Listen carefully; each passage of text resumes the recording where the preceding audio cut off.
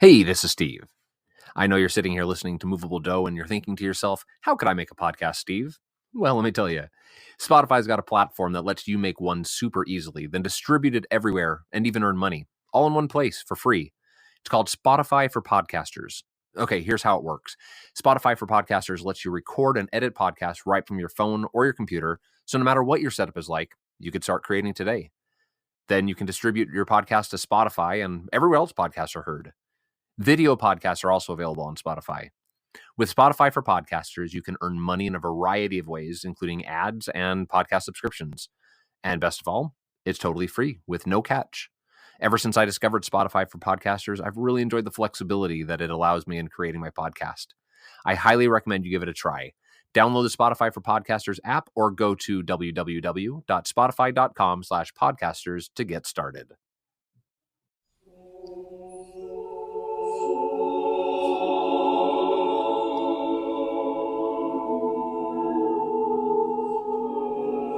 Welcome to Moveable Dough. This is Steve Danielson. Each week on Moveable Dough, I sit down with a composer to talk about their lives, their musical journeys, and, of course, their music. Come with me as we explore each unique path into composition and what they have to share with the world. For a complete archive of episodes, as well as access to the shorter segments called Movable Snippets, visit my website, sdcompose.com/movabledough.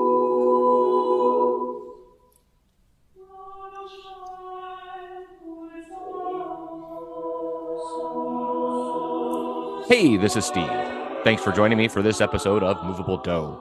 My guest today is Dr. Sarah Rimkus. Sarah is an award-winning composer of choral, vocal, and chamber works. She earned a BM in composition from the University of Southern California and an MM and PhD in composition from the University of Aberdeen. Her work often explores issues such as communication, belonging, and relationship to the environment through the use of musical layering and contradiction. Sarah's music has been performed extensively throughout the United States, the United Kingdom, and elsewhere, including ensembles such as the Esoterics, C4 Ensemble, Harmonium Choral Society, the Gesualdo Six, and many others. Sarah Rimkus, it is a pleasure to have you on the program. Welcome to Moveable Dough. Thank you so much for having me. I'm glad to be here. So I often start these interviews by going back to the beginning of your musical journey, but I'd actually like to start today with something a little more recent. So I ran into this project that you're involved in called Compose Her. So this sounded like a fascinating project, and I'd love you to tell the audience more about it, your role in it, and maybe what we can expect from it. Absolutely. The Compose Her project is a project that was put on by the Glasgow School of Art Choir, which is a large community choir connected to the Glasgow School of Art in Glasgow, Scotland, but not solely comprised of students. People from all walks of life are in that choir, including folks that don't read music, some that do read music. It's a very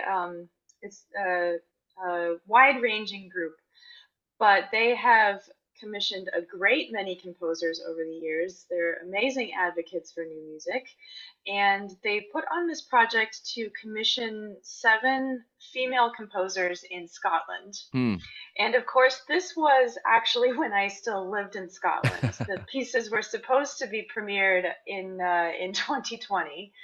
So it's been a few years now, and I, of course, no longer live there. But they're very, very kind, of course, in keeping me involved in the project and performing my commissioned work still. One of the amazing things about that particular project is they really let us have free reign over the content of our pieces.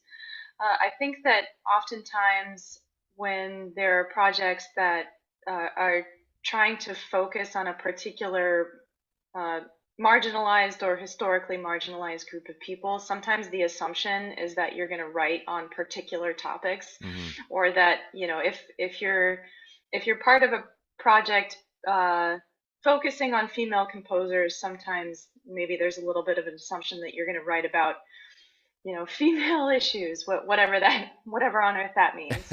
But they really let us do whatever we want, and that was really brilliant, because I think it'll give the ensemble a lot of different works to sink their teeth into, and of course, it's going to contribute a lot of different things to the repertoire because they also commissioned us to write works with a little bit more length to them. The pieces are all about 10 minutes long, Oh, which that's is fantastic. a little bit more significant than typical 3 or 4 minute choral work. Cool. So So it, is this an ongoing thing, or is it ended, or what's happening with it? well, we've all written the pieces, of course. It's one particular concert that is going to be put on in this upcoming May, Okay. May 2023. It's just been delayed a few times.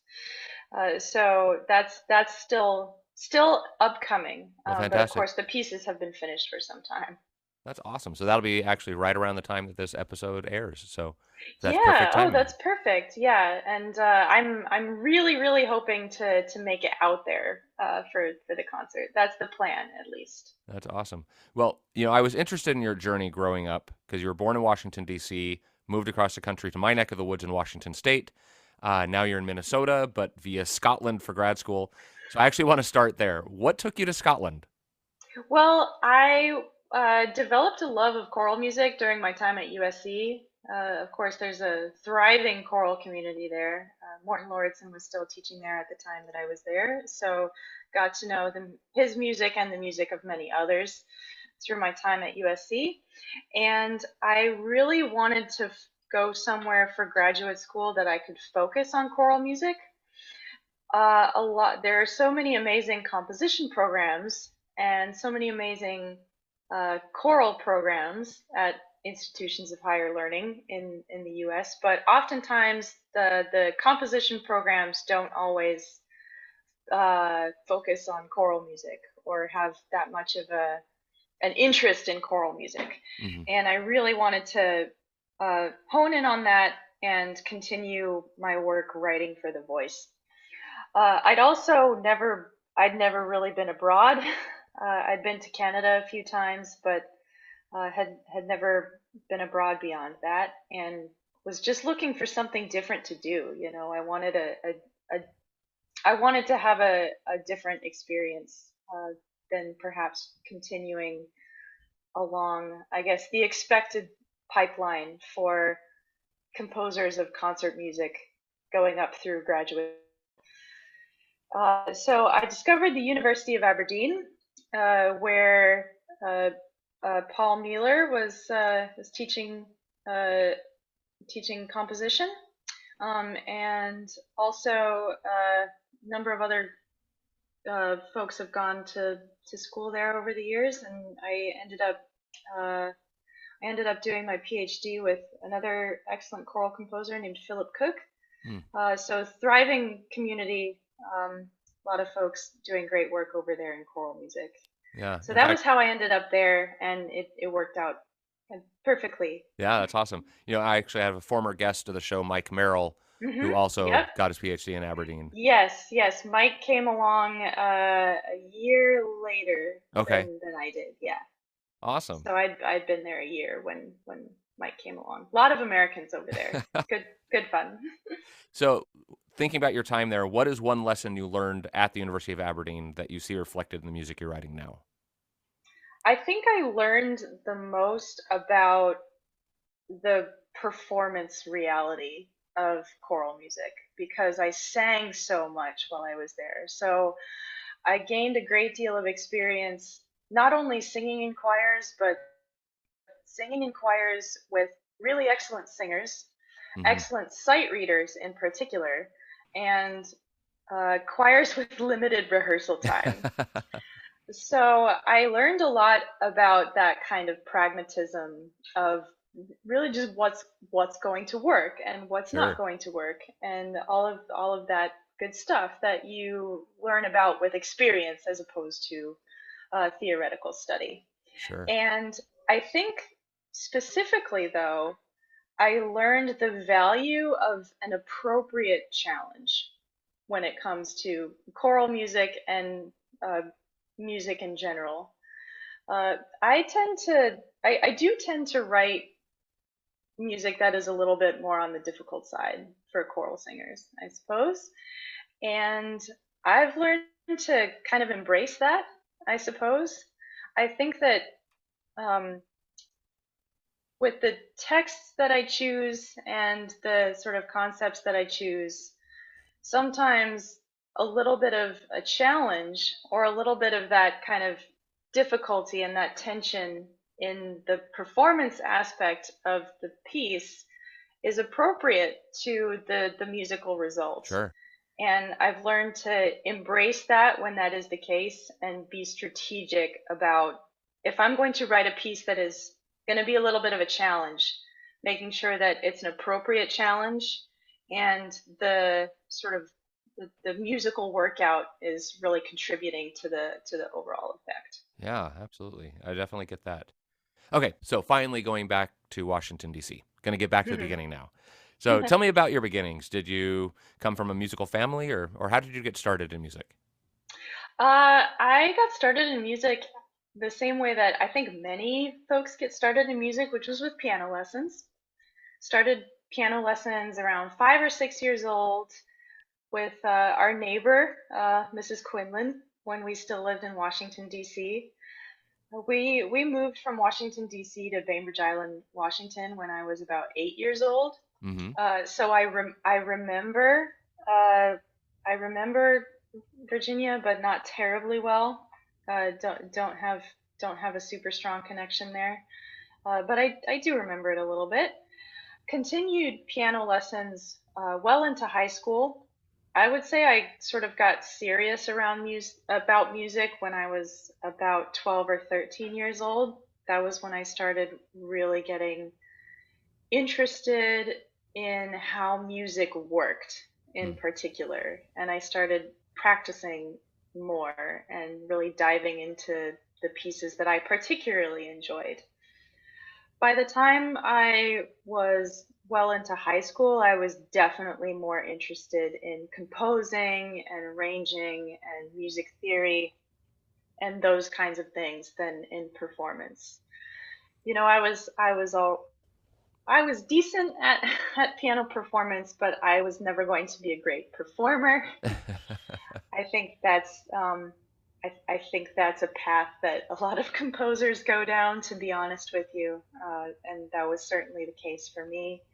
So when I was about 16, I was very fortunate to find a teacher that would um, continue to help me with piano a little bit, but more so allow me to focus on composition and help teach me composition. And his name was Patrick Stoyanovich, and he really got me started in composing when I was in high school.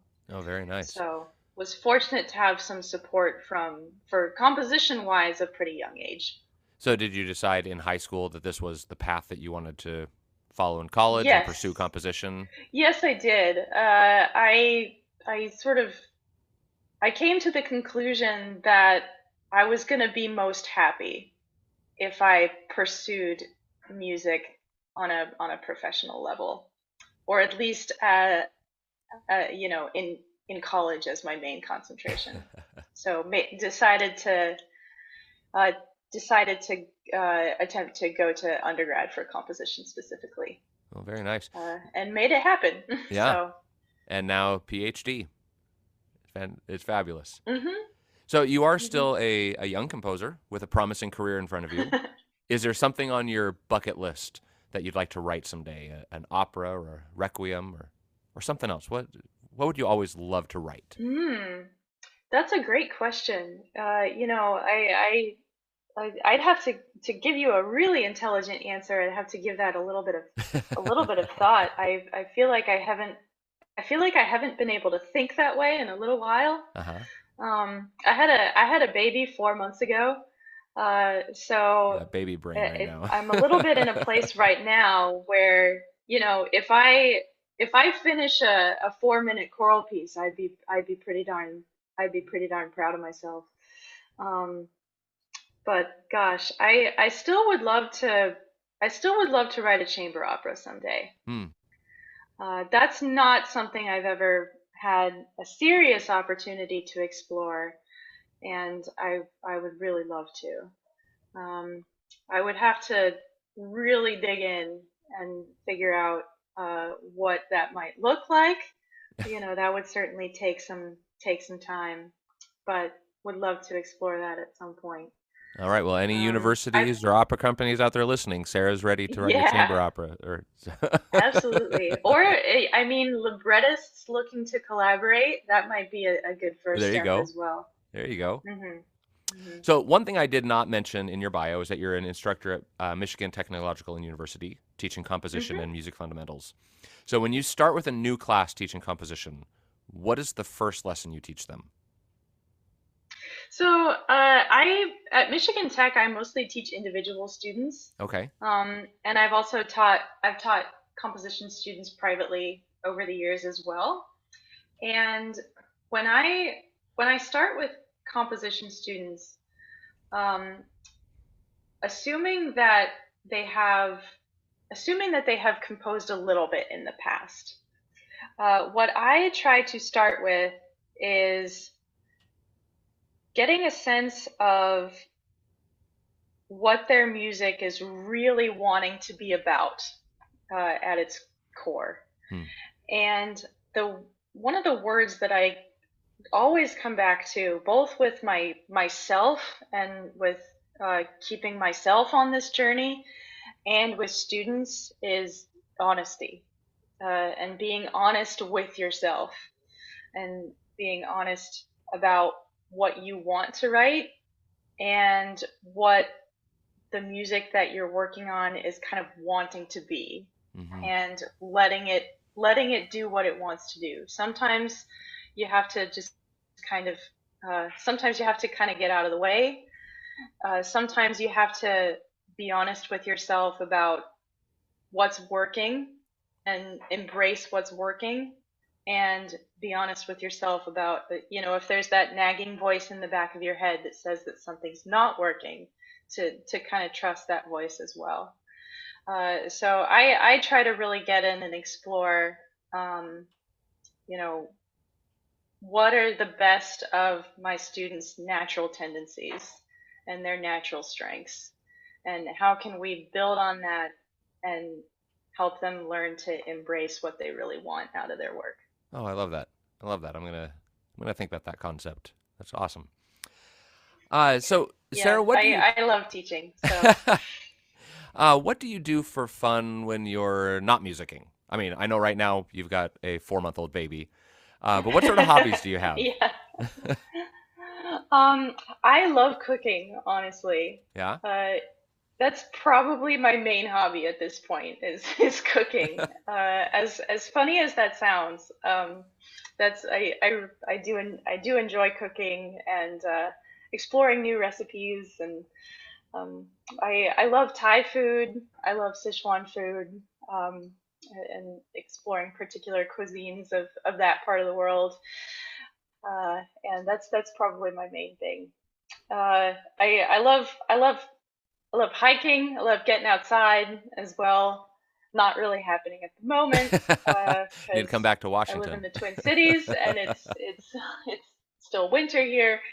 Um, but yeah, uh, not not tons of time for hobbies at the moment. Yeah, probably not so I much at the do moment. I would say that, I mean, it is important to have interests outside of music. Um, I try to embrace that, because if you don't have interests outside of music, where are your ideas going to come from? Right. But I suppose I also just embrace that by watching documentaries and There you go. watching TV and listening to podcasts. So I don't know if those count as hobbies. Hey, I'll count a podcast as a hobby. All right, before we take a quick break, I'm going to ask you, Sarah, to play a quick game with me that this week I'm calling When You Wash Your Clothes, Don't Put It on the Ring Cycle. I'm going to ask you a series of 5 true or false statements about Richard Wagner. You are a winner just for playing the game, and those at home, follow along and see if you can do as well as Sarah. Okay, number 1, true or false? Oh gosh. Wagner was the only one of his siblings to receive piano lessons as a child. True. It's actually false. He actually did not show musical aptitude as a child and was the only child in the family not to receive piano lessons. All right. Number 2, true or false? He wrote a play when he was 13 years old that he insisted should be set to music, which is why he started music lessons. I mean, that seems reasonable. I guess I'll go with true. That is true. The play was called Louis Bard. All right. Number 3, true or false? One of Wagner's greatest gifts to music was the leitmotif, a musical signature designed to represent a character, a technique still used by film composers today. That's true. That is true. Yeah. John Williams, of course, is a prolific user of the leitmotif. Number 4, true or false? It is estimated that it took Wagner nearly 20 years to finish writing the complete Ring cycle. I'll go with true on that one.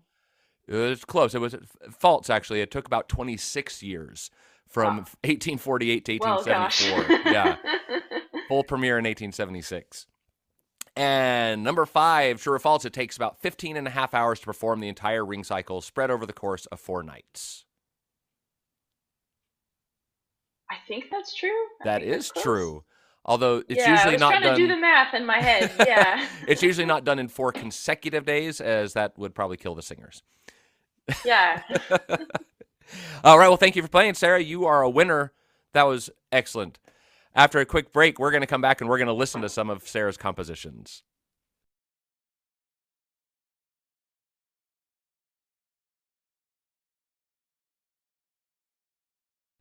Welcome back. This is Steve Danielson. I'm talking today with Dr. Sarah Rimkus. So today we're going to start with a Christmas piece, Mater Dei, for SSATB a cappella choir. You say that this piece is an attempt to explore the human side of Mary, the mother of Jesus. What do you do in this piece that aids that goal? So I think the main thing that I did with this piece to aid that was my text choice. The Yeats poem, "The Mother of God," is a really beautiful and visceral account from the perspective of Mary herself about the wonder and the fear that you can imagine a young woman might actually experience if, visited by an angel and told that she's going to give birth to a god. Like, that's a pretty intense experience. Yeah. And I think that oftentimes the religious texts sort of uh, don't necessarily communicate that human experience that she would have had, and tend to focus on her as sort of this as something more divine or more pure, when she would have been a human woman. Yeah. And so by bringing the Ave Maria together with that Yeats text, I felt that was much more humanizing than other things that I might have done. And it was a specific request that I incorporate the Ave Maria plain chant into this piece when I wrote it for Owen Park and the Cambridge Chorale. So I incorporated that in a pretty florid, expressive kind of way that I hope helped drive up the musical intensity of the piece, to contribute to that sense of wonder and fear and intensity. Yeah, I think that would be a pretty intense experience. Yeah. All right, well, we are now going to listen to Mater Dei, here performed by the Cambridge Chorale with Owen Park conductor.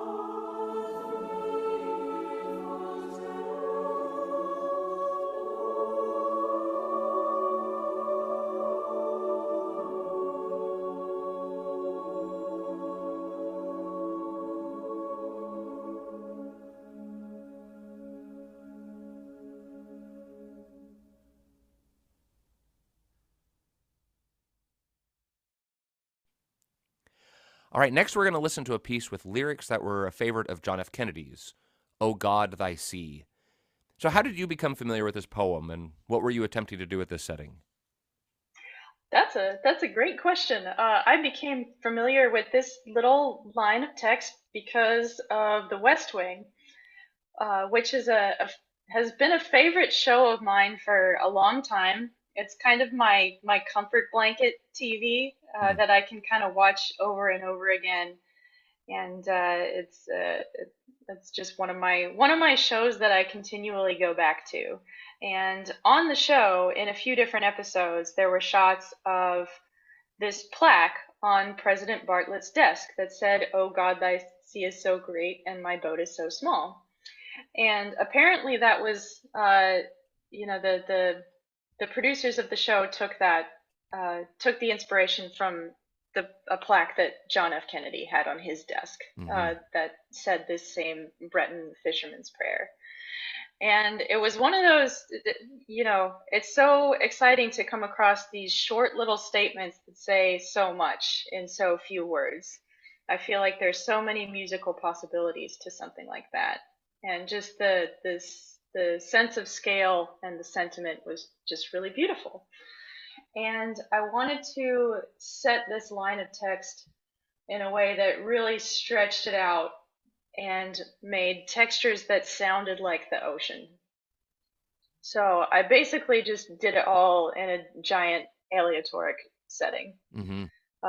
with the lines and boxes on the score, and the singers at any given time have little cells of one or two notes that they repeat independently of each other. You can achieve a lot of textures that way that you can't achieve with fully notated rhythm, because if you tried, it would be way too difficult to sing. Yeah, So was able to achieve that rolling water sound. I hope to communicate the gravity and the scene of this little fisherman's prayer. sure. So, to create that atmosphere of ocean and water, you create these long, sustained lines for the singers. I'm just curious, what do the singers think when they see those long, sustained lines? Like, how am I going to breathe? Um, yeah, sometimes you have to just work with them a little bit, and get them to get them to buy into it. Of course, whereas they're doing these things independently of each other, so they can certainly take a moment to breathe wherever they need to, because they're ideally going to be breathing at a different time than their neighbor anyway. It's true. So I think it's just a different mode of music making that a different mode of music making is always going to take a little bit of getting used to. But Yeah, then once you get used to it, it's just another way of doing things, and it can be a really great listening exercise. Doing pieces like this, you really have to listen to what's going on around you, to make it work. And that's pretty. It's a good choral exercise, I think. well, it is a beautiful piece that we are now going to listen to. So, we're going to listen to "O God, Thy Sea," performed here by the Esoterics with Eric Banks conductor.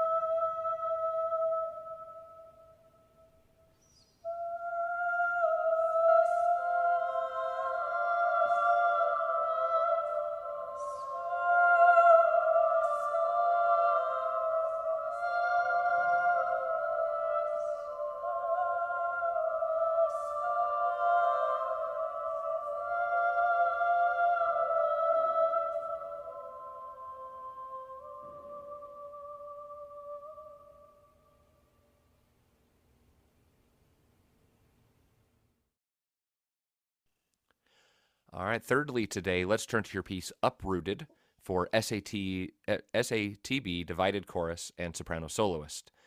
The lyrics of this piece center around a tragic event in 1942, centered in your former home of Bainbridge Island, Washington. So tell us about this work and some of the resilient people you met along the way.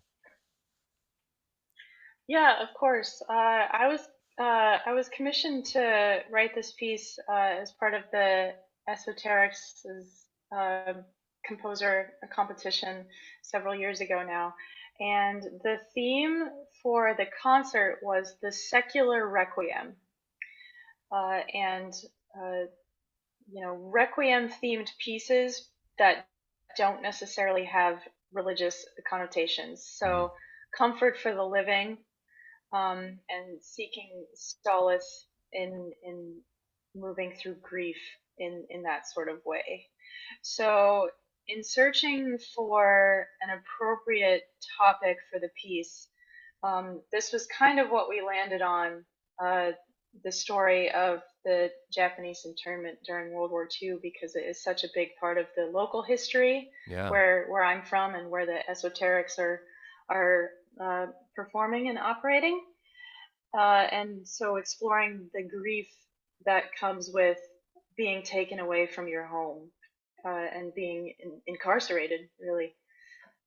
So in my journey to write a piece about this, I really wanted to make sure that you want to do it the right way. I Right. wanted to talk to people who actually experience this and make sure that I was getting a genuine perspective on this important historical event, especially because there are people living right where I'm from that did experience this, and it would be um, I'd be really amiss not to speak with them about it. Yeah. So I went to our historical society on Bainbridge Island, and one of the docents working that day, her name was Lily Kodama, and she actually was incarcerated Oh, when wow. she was 7 during that time, and she just happened to be working at the museum that day. So I spoke to her, and I also spoke to another woman named Kay Sakai, who was 20 at the time. And in her 90s, when I spoke to her, it was really, really amazing to speak to her because she, of course, had quite strong memories. Oh, yeah. And she really did emphasize that feeling of being uprooted, and feeling like you're up in air and feeling like you have no control, and you know those those types of emotions when not only are you incarcerated but you just don't know what's going to happen. Right. um, so that was what I decided to focus on with this piece. Okay. Well, we are now going to listen to Uprooted, here performed by the William Jewell Concert Choir and with Christina Vogler as soprano soloist.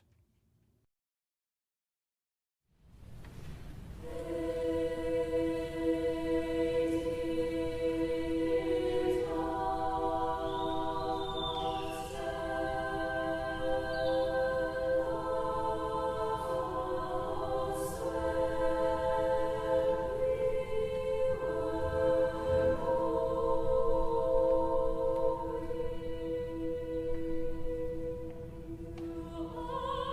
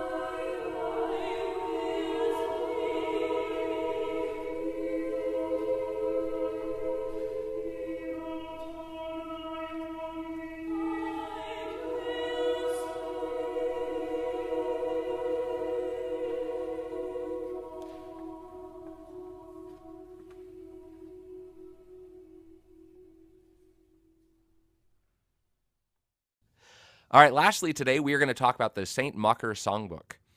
This work connects you back to your studies in Scotland, as the work is written in honor of the ceiling at St. Mocker's Cathedral in Aberdeen. So was this written during grad school? This was actually written just afterwards, Just afterwards, okay. believe it or not. Yeah. I did sing with the St. Macker Cathedral Choir during my final year in Aberdeen as a choral scholar, and wanted to, um, the director, Roger Williams, asked me to write a piece for their, oh gosh, I can't, is maybe 500-year anniversary. Okay. I'm blanking on the number of hundreds of years because these religious institutions and buildings are so old over there. Yeah. It's really amazing.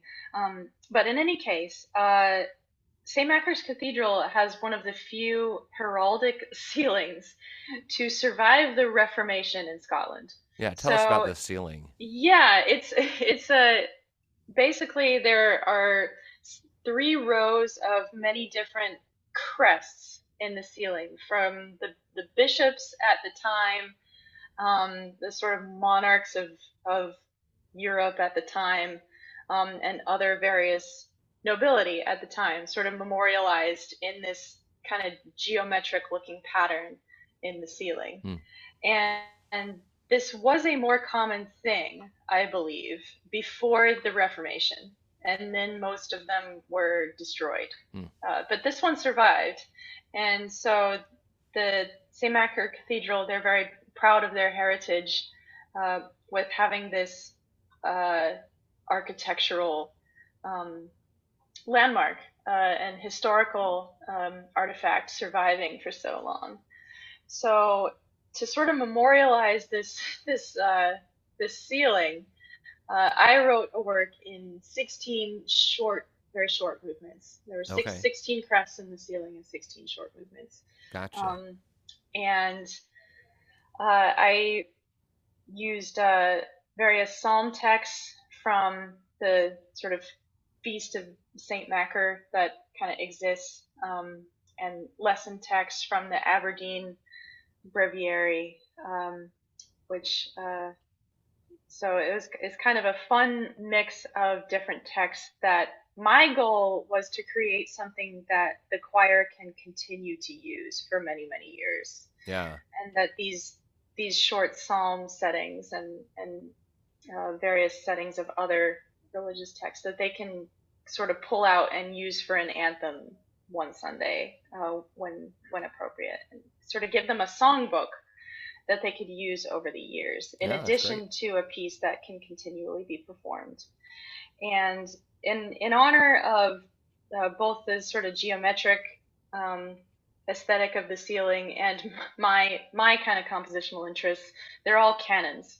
Oh, okay. So they're all canons in some way, which means that they've got a nice sense of polyphony, and also can be for very flexible voicing. Sure. So you can do it with whoever happens to show up that Sunday.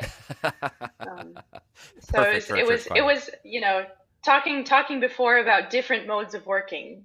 This was definitely a very different mode of working for me for this piece, but one that I really, really enjoyed and felt like I learned a lot, and ended up being very proud of the result. All right. Well, we are going to listen to Psalm 113 from the St. Macher Songbook, performed by the Cathedral Choir of St. Macher's Cathedral with Roger Williams, conductor.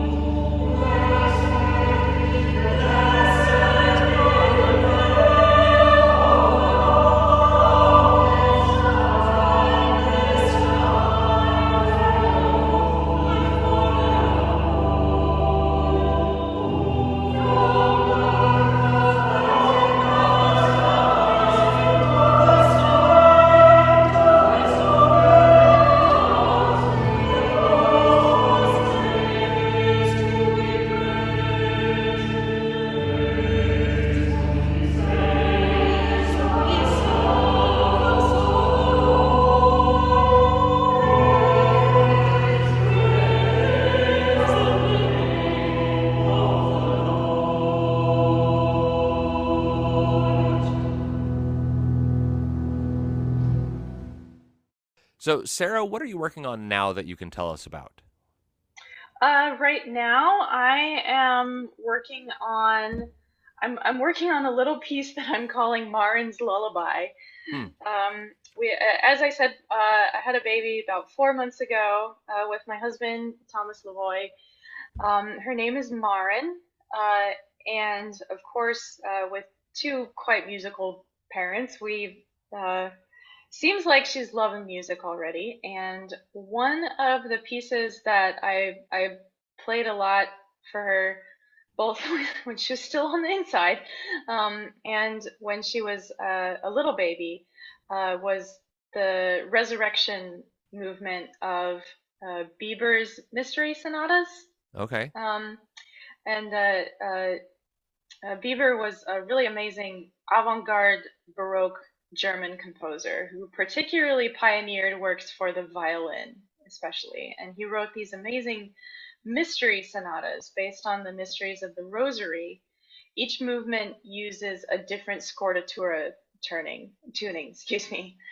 Really beautiful pieces, and the Resurrection movement is particularly it's mostly a passacaglia in a really lovely kind of 3/4 lilting pattern, uh, and it comes across a little bit like a lullaby, um, and so I've been working on a sort of choral reflection on the Okay. piece that I hope is going to be really really beautiful. Excellent. Well, we will look forward to that. Hmm. And Sarah, if my listeners want to learn more about you, where are you located online? Website, Uh, social media? yep. You can definitely check out my website, www.sarahrimkus.com. I have a reasonably unusual name, so I'm fairly easy to find. You can find me on Facebook, of course, if you're into that. You can find me on Instagram, where you can see most these days is mostly baby photos, but you can also see photos of my cooking quite fairly often. Um, I have a Twitter, but I don't really use it. So I would if you're looking to connect, I would recommend Facebook or Instagram. Sounds good. Well, hey, listeners out there, this is the part of the show where I normally plug becoming a subscribing member or buying some Movable Dome merch or something like that. I'm going to do something a little different today. If you enjoyed learning more about choral music, I'm actually going to recommend checking out a different podcast, the podcast Choralosophy. Chris Muntz hosts and produces the show, covers all sorts of topics relating to choral music. He has conversations with choral conductors about any number of topics. His website, choralosophy.com, is a great resource for choral musicians and choral music lovers. I'm not getting any kickback for this promo. Chris doesn't even know I'm promoting his show. I've just been impressed with his work and think it's worth sharing. So, Sarah, it has been wonderful getting to know you and more about your music, and I thank you for joining me today on Moveable Dough. Thank you so much for having me. I enjoyed speaking with you as well. Fantastic. My guest today was composer Dr. Sarah Rimkus. If you have a recommendation for a future guest or an idea for the show, please email me at moveabledough@gmail.com. This is Steve Danielson. Keep the music moving.